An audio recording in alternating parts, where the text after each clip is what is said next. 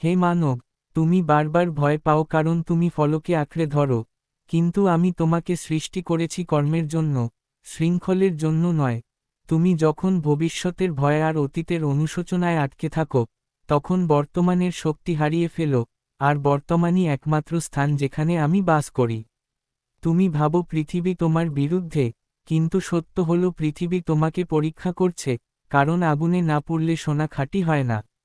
যে কষ্ট তুমি আজ সহ্য করছো, সেটাই তোমার আগামী শক্তির ভিত্তি।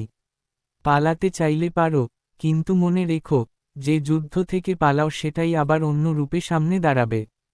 তাই যুদ্ধ বেছে নাও, কারণ যোদ্ধার জীবন ভীত মানুষের জীবনের চেয়ে হাজার গুণ সম্মানজনক। তুমি প্রায়ই নিজেকে ছোট ভাবো, অন্যদের সাথে তুলনা করো, আর সেই তুলনার বিষ তোমার আত্মাকে দুর্বল করে দেয়। আমি তোমাকে অন্য কারো কপি বানাইনি। তুমি একক, তোমার পথ একক, তোমার সময় একক। সূর্য আর চাঁদ কখনো প্রতিযোগিতা করে না, তারা নিজ নিজ সময়ে জ্বলে। তুমিও তেমনি। ধৈর্য মানে দেরি নয়, ধৈর্য মানে বিশ্বাস যে সঠিক সময়ে ফুল ফুটবেই। যারা তোমাকে অবহেলা করেছে, তাদের প্রতি ঘৃণা রেখো না, ঘৃণা হৃদয়কে ভারী করে, আর ভারী হৃদয়ে উঠতে পারে না। ক্ষমা করো, কিন্তু ভুলে যেও না শিক্ষা, কারণ ক্ষমা আত্মাকে মুক্ত করে, আর শিক্ষা ভবিষ্যৎকে শক্ত করে। তুমি জানতে চাও কেন তোমার জীবনে এত বাধা? কারণ সহজ পথ মানুষকে গভীর করে না। পাহাড়ে উঠতে কষ্ট হয় বলেই শিখর এত সুন্দর। আমি তোমাকে কষ্ট দিই না শাস্তি হিসেবে, আমি দিই প্রসার হিসেবে। প্রতিটি ব্যর্থতা তোমাকে বলছে, এখনো শেষ নয়। যারা হাল ছাড়ে তারা ফল দেখে না, যারা দাঁড়িয়ে থাকে তারাই অলৌকিকতা দেখে।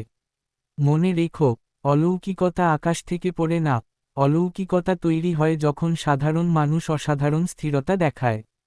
তুমি যখন একা কাঁদো আর ভাবো কেউ শুনছে না, তখনই তোমার কান্না সবচেয়ে জোরে আমার কাছে পৌঁছায়। কিন্তু আমি সবসময় তোমার পথ পরিষ্কার করি না, কারণ আমি চাই তুমি হাঁটতে শেখো। শিশু যদি কখনো পড়ে না যায়, সে কখনো ভারসাম্য শিখবে না। তেমনি, তুমি যদি কখনো হারো না, জয়ের মূল্য বুঝবে না। তাই পড়ে যাও, আবার ওঠো, প্রতিবার ওঠা তোমাকে আগের চেয়ে উঁচুতে নিয়ে যাবে। অন্যের স্বীকৃতি খুঁজতে গিয়ে নিজের আত্মাকে বিক্রি করো না। পৃথিবী আজ প্রশংসা করবে, কাল ভুলে যাবে, কিন্তু তোমার আত্মা সব মনে রাখে।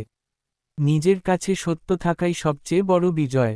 তুমি যদি নিজের চোখে সম্মানিত হও, তবে পুরো পৃথিবী তোমাকে অসম্মান করলেও তুমি অটুট থাকবে। ভিতরের এই দুর্গ তৈরি করো, ধ্যান, সততা, শৃঙ্খলা আর কর্ম দিয়ে।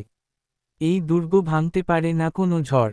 মনে রেখো, সময় তোমার শত্রু নয়, সময় তোমার শিক্ষক। প্রতিটি মুহূর্ত তোমাকে কিছু শিখাচ্ছে, ধৈর্য, সীমা, শক্তি, নীরবতা। নীরবতা দুর্বলতা নয়, নীরবতা সেই স্থান যেখানে শক্তি জন্মায়। যারা বেশি চিৎকার করে তারা প্রায়ই ভিতরে ফাঁকা, যারা স্থির তারা পাহাড়ের মতো গভীর। পাহাড় কথা বলে না, তবু সবাই তার শক্তি অনুভব করে। তুমিও তেমন হও, শব্দে নয়, উপস্থিতিতে শক্ত। তুমি ভালোবাসা খুঁজছ বাইরে, অথচ ভিতরে শুকিয়ে যাচ্ছ। আগে নিজের আত্মাকে ভালোবাসো, নিজের শরীরকে সম্মান দাও, মনকে পরিষ্কার রাখো, চিন্তাকে শৃঙ্খলিত করো। যে নিজেকে জয় করতে পারে, সে পৃথিবী জয় না করলেও শান্তি জয় করে, আর শান্তিই সর্বোচ্চ জয়। সম্পদ, খ্যাতি, ক্ষমতা, সব ক্ষণস্থায়ী, কিন্তু প্রশান্ত হৃদয় অনন্ত সম্পদ। হে যোদ্ধা, জীবন যুদ্ধক্ষেত্র, কিন্তু ভয় পেও না। আমি তোমার রথের সারথি, যতক্ষণ তুমি সত্য আর কর্মের পথে থাকো। তোমার কাজ লড়াই করা, ফল আমার হাতে ছেড়ে দাও। যখন তুমি ফল ছেড়ে দিয়ে কর্মে ডুবে যাও, তখনই তুমি মুক্ত। মুক্ত মানুষকে কেউ হারাতে পারে না, কারণ সে জয় বা পরাজয়ে আটকে নেই, সে শুধু এগিয়ে চলে। আজ থেকেই সিদ্ধান্ত নাও, অজুহাত নয়, কর্ম, ভয় নয়, বিশ্বাস, দেরি নয়, শুরু। ছোট শুরু হলেও শুরু করো। প্রতিদিন এক ধাপ, এক শ্বাস, এক প্রতিজ্ঞা। বছরের শেষে তুমি নিজেকেই চিনতে পারবে না। তখন বুঝবে, পরিবর্তন হঠাৎ হয়নি, পরিবর্তন হয়েছে প্রতিদিনের নীরব সাহসে। আমি সবসময় তোমার সাথে আছি, কিন্তু তোমার হাত আমি নাড়াবো না। তোমাকেই তুলতে হবে অস্ত্র, তোমাকেই হাঁটতে হবে পথ। আমি আলো দেখাই, পথ হাঁটা তোমার কাজ। উঠো, স্থির হও, কর্ম করো, কারণ যে আত্মা জেগে ওঠে, তার ভাগ্যকেও জেগে উঠতে হয়।